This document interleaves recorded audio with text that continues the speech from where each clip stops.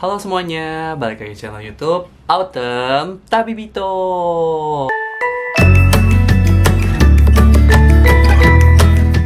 Oke, di video kali ini aku bukan bahas tentang JLPT atau tentang bahasa Jepang lagi, tapi aku mau cerita sedikit tentang hal yang nimpa aku pagi ini nih.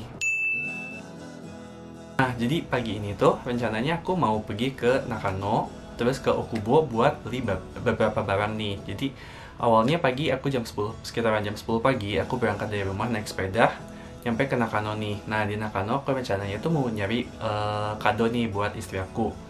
Nah, di sana aku cari barangnya udah dapat, terus aku langsung pergi nih ke Shin Okubo. Nah, di Shin Okubo singkat cerita aku nyampe di toko Indonesia, terus nggak nyangka ternyata ada kayak beberapa orang India gitu yang lagi lari-lari terus nanya ke penjaga toko di toko Indonesia nih. Mereka nyari kayak dorobo mimasu ka? Dorobo mimasu ka? Jadi dorobo tuh kayak pencuri ya kalau di Jepang artinya. Jadi dia nanya, si orang Indianya nanya ke si ibunya, ini ada pencuri nggak nih? Ibu ngeliat pencuri nggak nih? Si ibunya nggak ngeliat katanya, nggak ngeliat. Iya katanya ada cewek, udah ibu-ibu ngambil barang di toko si orang India ini katanya. Terus ya udah, aku kan nggak tahu ya itu hal yang apa mungkin wajar di sana atau gimana, aku juga nggak tahu. Jadi aku cuma sekilas aja. Terus udah gitu aku belanja di toko Indonesia, aku ambil ya barang-barang yang aku mau beli kayak minyak kayu putih, bawang goreng, mie goreng, dan lain-lain, lapis legit juga, sama bumbu nasi kuning. Itu aku udah ngarep banget buat makan nasi kuning tuh di rumah. Udah beli beberapa barang-barang tersebut, langsung aku balik lagi ke Nakano karena paginya pas aku ke Nakano beberapa toko belum buka nih, jadi aku masih mau nyari barang lagi di sana. Nah, dari Shin Okubo ke Nakano tuh sekitar 20 menitan naik sepeda. Udah gitu, aku parkir sepeda aku di depan bank yang ada di dekat Eki di Nakano nih. Nah, singkat cerita, aku cuman taruh barang-barang aku di keranjang yang ada di sepeda aku. Kan sepeda biasanya ada keranjangnya tuh. Terus aku jalan ke Nakano Broadway. Di Nakano Broadway aku cari-cari barang di sana. Nah, udah dapat barangnya. Terus aku balik lagi ke sepeda aku. Nah, udah sampai ke sepeda aku, ternyata barang yang ada di keranjang aku, satu kresek itu yang isinya barang-barang yang aku beli di toko Indonesia itu udah hilang, gak ada apa-apa, dan sisa kayak sampah-sampah doang gitu. Jadi terus aku nanya juga ke petugas yang ada di sana, Pak, ini ada barang loh di sepeda aku, Bapak ngeliat gak?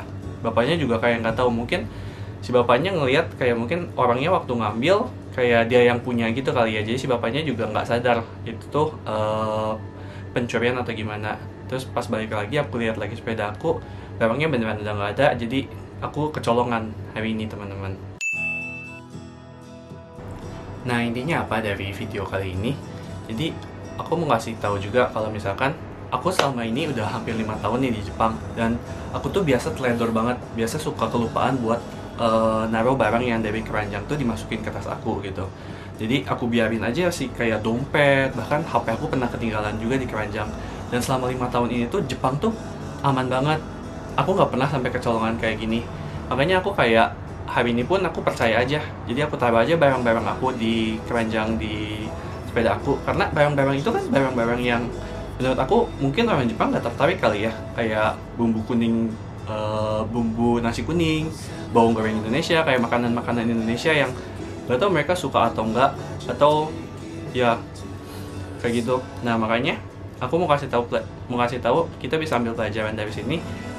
Kita juga harus hati-hati, jangan sampai kayak percaya aja buat taruh barang di sembarangan tempat.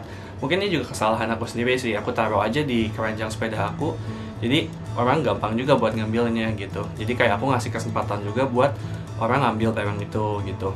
Nah, jadi kita harus hati-hati juga.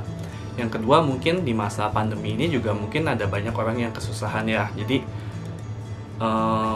kita harus makin hati-hati nih buat jaga barang-barang kita juga. Mungkin orang lain juga kesusahan, jadi ya aku mungkin ini juga sih agak apa ya, bisa mengikhlaskan juga. Aku bisa mengerti juga mereka ekonominya susah, jadi ya terpaksa buat ngambil barang orang tersebut. Bahkan barang-barang yang diambil pun mungkin aku nggak tahu mereka suka nasi kuning apa perutnya juga eh, cocok buat makan nasi kuning, semoga cocok juga makan nasi kuning. Tapi ya kita juga harus hati-hati ya buat kejadian ini.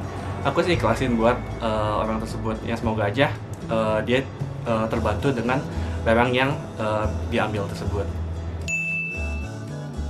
Masih pengen bilang Jepang tuh negara yang aman dibanding mungkin negara aku sendiri. Kalau misalkan orang pulang malam, kayak mungkin ada preman gitu, mereka suka buat cewek suka di catcalling atau gimana. Aku ngerasa Jepang tuh kasus-kasus kayak gitu mungkin lebih sedikit ya aku ngerasanya. Dan aku pulang malam pun ngerasa aman banget di sini kayak gitu. Dan kejadian hari ini pun selama 5 tahun aku baru 1 kali sampai kecolongan di sini. Dan itu pun aku ngerasa itu kesalahan aku sendiri karena aku taruh barang gitu aja di sepeda, di keranjang sepeda aku kayak gitu. Jadi aku kayak ngasih kesempatan ke si pencurinya buat ngambilnya tuh gampang banget. Nah, jadi aku mau kasih tahu lagi sekali lagi, di masa pandemi kayak gini mungkin ada beberapa orang yang ekonominya lagi susah. Jadi kita juga harus waspada juga. Mungkin bisa kalau misalkan kita bisa bantu mereka juga ya, daripada mereka colong, mungkin kita bisa bantu juga mereka kayak gitu. Oke deh, thank you banget buat yang dengerin curhatan aku hari ini. Sampai jumpa lagi. Dadah!